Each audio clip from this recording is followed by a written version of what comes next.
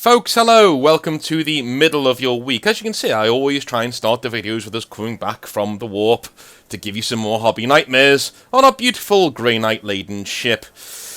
But anyway, if you like what I do on the channel, please follow the subscription, or the channel, by doing the subscription box down below, clicking that, and you'll be involved in the channel. And also clicking the bell icon, because if you don't click that, you will never be told when my videos are going live. Also, the Discord down below is free. We tell you every single time, but it is free. So come on there, and if you're struggling with anything to do with the hobby, you're struggling, you want to get through the week or whatever, come on there, have a talk to us. We'll get you through it. Don't you worry. All free. Please click on it. Please come and talk to me. We'll have some fun. I have been reliably told that today's hobby nightmare will make me extremely angry. I do not know. We will see. I'm hoping that it won't make me frothing at the mouth, but we will see as we go on. Because it does deal with Grey Knights. And as any of you know, I do like my Grey Knights. So, without further ado, Neon Sal. Hello. And Neon Sal says, "Hey North, my name is Sally, shortened from another name. Can you guess it? Well, you wouldn't shorten it from Sarah, would you? Do you know what? I don't know what Sally is shortened from. Does anyone else? If you're in the chat on the premiere of this video, if you know what Sally is shortened from, let me know. But no, couldn't. Sorry, darling, sorry. Couldn't. She says, and I have a real nightmare that should make your blood boil. And yeah, I've been told. Let's see. So for a few years now, I've been playing at a local store in Chicago.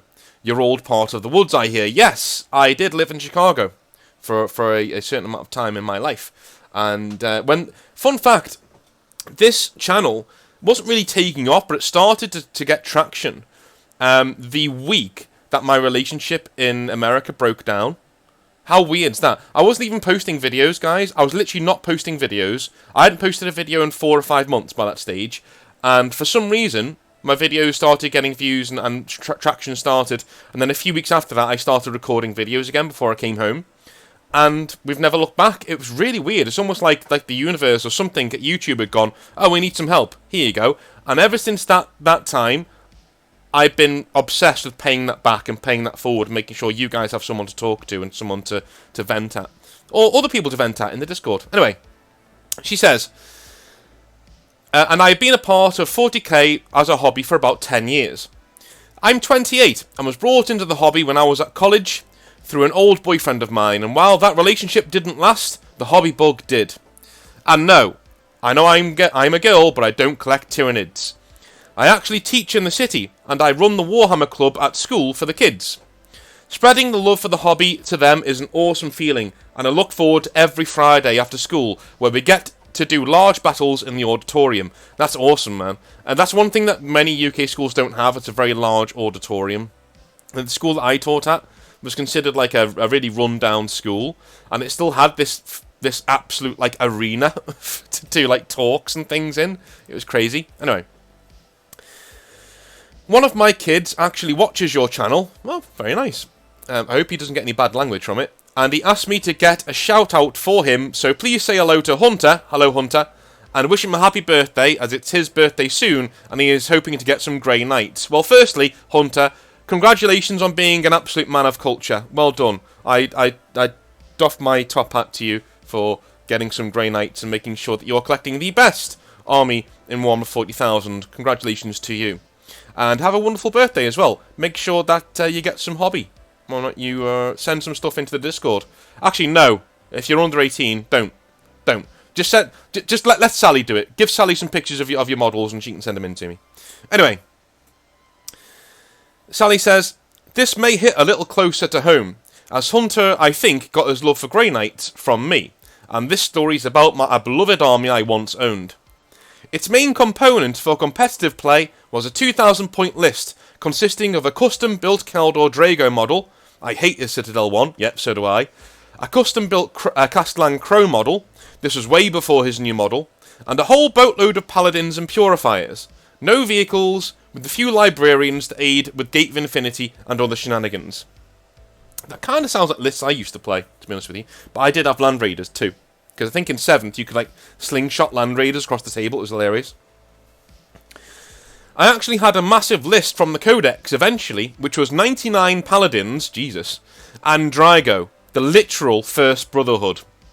That is some cool shit right there. That is cool. I will say, woman after my own heart, that is a cool ass list. That's like a 5,000 point list though, isn't it? 99 Paladins. Anyway. I actually had a massive list from the... Okay, yeah, I've read that bit. She says, I hardly ever got to play it, and after this story, I never did get to play it ever again. You see, I brought the 99 Paladins and Drygo to an event held at a local convention centre about 6 years ago, and I need to provide a little backstory as to where I met the subject of my tale. It was at a tournament that I met James. Okay, cool. Excellent. So, she says, I dated James for about 3 years, and our relationship had started out amazingly well. That's not a 6. Sorry, that's a 9. Okay, so I'm going to reread that because that's my bad. Sorry. You see, I brought the 99 Paladins and Drygo to an event held at a local convention centre about 9 years ago. There we go. And I need to provide a little backstory as to where I met the subject of my tale. It was at a tournament that I met James. I dated James for about 3 years, and our relationship had started out amazingly well. He was into the hobby, and was handsome, kind, and outgoing. We got along so well that my parents had him marked as a son-in-law type. You know how parents of daughters can be. Number one, I probably shouldn't be reading this off my phone as I'm recording, but there we go, because some things are hard to make out. But yes, daughters, the parents of daughters are very much like that. If they like you, they have you earmarked, and they will never stop pestering their daughter about what is going on with you two. It won't stop happening. It just keeps going and going and going and going. Right. As the relationship went on, however, he started to show signs of some very troubling behaviour. He would lose his shit at me for relatively small things. Would lash out physically against walls and doors. Sometimes guys don't grow out of this in their 20s, I think. And would become increasingly angry if I spent my time with guys who were not him. As you can imagine, this is a problem for my hobby. Yeah, I can imagine, yes. So this relationship started out really, really well, and then things started to go downhill. Because he's being an aggressive douchebag. Okay, fair enough. Well, not fair enough, but yeah, moving on. She says, we lived together, and the relationship was becoming one in which I was not happy, and, what's worse, I was scared of this guy. Now, I am not a shrieking violet or anything. I can handle tempers and arguments just fine. I also respect a guy who takes some time for himself to do shit away from me with his friends. Good girl. But this guy cornered me in the house and was very verbally and mentally abusive. This is something I have shared in my own classes when we talk about mental health and healthy relationships. To cut a long story short, he had me hating myself, my personality, my body, pretty much everything about me I hated. I hated going out and to the hobby store, and I finally just snapped. I broke off the relationship with James, and he was devastated to say the least. I ended up escaping out of the living room window as he trashed the place around him.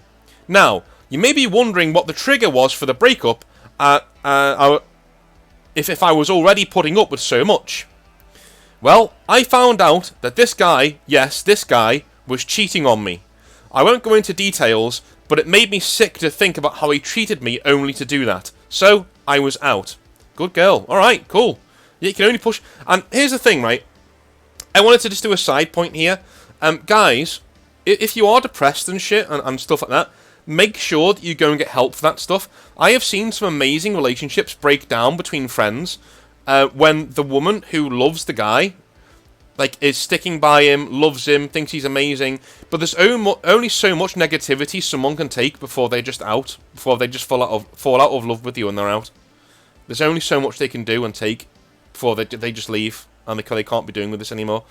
This is an extreme example, obviously, because this guy's acting like a complete tool, but yeah, just bear that in mind. Make sure that you're not bringing it into the relationship, and if you are, then explain it and then go and get help for it if you can. So, she is out. Hooray. Let me just carry on here. She says, I never went back for anything in that apartment, including the army that was my pride and joy. The police would not interfere in a domestic matter in which I had not been struck physically. And to be fair, she says, neither should they unless I am actually in danger. The point was, I was out of the danger, so unless I went back into it again, they couldn't help me personally. They're the police. They can't be watching me day and night, which is fair enough, yeah, okay. I was advised to leave my models and clothes there, and to have a family member go around with a single police officer to go and get them. That happened, and I got my stuff back. But no army. They found no sign of it in the apartment. I got my game consoles, my TV, my clothes, and other items that were personal to me, but no army. I did not have the heart to ask them to head back and simply wrote off the army as the cost of a valuable learning experience. I was out. I had my own place, I was starting work at an amazing school, which I'm at now, and I was out. Good, alright, good. Happy ending for now. But we are only halfway through, ladies and gents, from what I can see. A year goes past, and I head to another convention centre in North Chicago. A nice part of that area, where I start talking to the event organiser and book into the 2,500 point 3-game tournament that starts at 10 AM. I have energy drinks, snacks, wet wipes to clean my hands and face, deodorant, and a fresh t-shirt to wear once the event is done. I am ready. Wow, that is literally... Dude, that is really good prep. People don't bring the wet wipes. Please clean your hands. If you're touching dice and models and shit like that, and if you're eating snacks and stuff, clean your hands. You know, because you never know, you might be asked to pick up somebody else's models or do something or whatever. Clean your hands. That's the main thing. Clean your hands and clean your face. There's nothing that makes me more refreshed when I'm at a tournament or at a long game of 140k. I always bring a bit of some wet wipes with me just to wipe down my face and my hands. It wakes me up, perks me up, and I can carry on with the game. It is a top life hack for your time in the hobby, let me tell you. She says, I head in with my new Grey Knight force, custom built of course, and begin playing a demon player at first, in a landslide victory. Then a Tau player, in which I take a narrow loss, but I am still in contention for a top 3 finish thanks for the sheer amount of victory points I have gained. Okay, then I see it. A custom built Caldor Drago model on the other table a few rows over. My custom built Caldor Drago model. Oh shit. I look up, heart pounding, and see James there playing with the army he stole from me. He is smiling at me. Not a smile that is like, oh wow, good to see you, or oh wow, this is awkward, hi. No. This is a smile that does not reach the eyes at all. Teeth and all. Wow. Jesus, that's scary. That's scary. Oh fuck, I'm really sorry you had to go through that. I'm not even mad, I'm just sad and shocked. I'll be mad in a minute, I think. I step back from my table and ask my opponent if we can take a quick recess before we start game 3, because we haven't started deploying yet. I half stagger to the tournament organiser and explain to him the situation. That James is my ex, and I think it's best for both of us if we find another table for me and my opponent to play on. I mention nothing else. I don't want to dox this guy to the tournament organiser. I'm not that kind of girl. Good girl, man. Honestly. That takes a lot more cojones than a lot of other people could actually muster up. The tournament organiser, he was so kind, walked over and collected my army for me and explained the situation quietly to my opponent, without James knowing, who was also extremely kind, as in my opponent, as he picked up his own Imperial Knight army and we moved to another table. Once again, calm, I managed to win my last game. Drago, the new custom model, was slamming into his 2 Imperial Knights and taking their last wounds with Vortex of Doom. This was 7th edition. I managed to bag 3rd place at the tournament. Excellent. I headed to get my prize and the tournament players were all there in front of us giving us a polite round of applause. I scanned for his face, but didn't see it. Finally, as the tournament organiser was thanking everybody once the prizes were dished out, I saw James, heading out of the door to the convention centre on his way home. He turned, smiled, with that smile again, held up the case with my army in it like a trophy, and headed out the door. Oh. Yeah. Right. So I don't want to think that there are people like this in the hobby that are common, and I don't think there are, but I have seen a lot of fucking beta behaviour in my time in the hobby, unfortunately. A lot of it. I have never seen somebody be as blatant as this. This is one of the most blatant douchebag, beta, small dick energy individuals I've ever come across in my entire career in the hobby. Do not act like this, right? If you take an L, take it to the chin, and keep on moving. Keep it moving, keep going. The world doesn't care, just keep moving. Because if you feel sorry for yourself, and you hate yourself internally, eventually you will end up just like this guy. If you keep pushing it and you keep going down that road. This is the worst excuse for a human being I think we've ever come across on this channel. Aside from the kiddie fiddlers, obviously.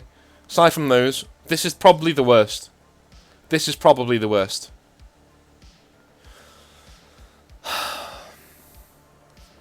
Sally says, and you know what? I sighed in relief. I feel sorry for the models, if anything. Oh man, you are a real hobbyist. If you actually you personify or humanize your models like that. I asked the tournament organizer to escort me to my car, as I didn't really feel safe, and he graciously did so, with two massive hobbyists. These guys were Chaos players who I had seen playing earlier in the day, so all three of them walked me to my car. I saw James getting into his car out there, and these two absolute men mountains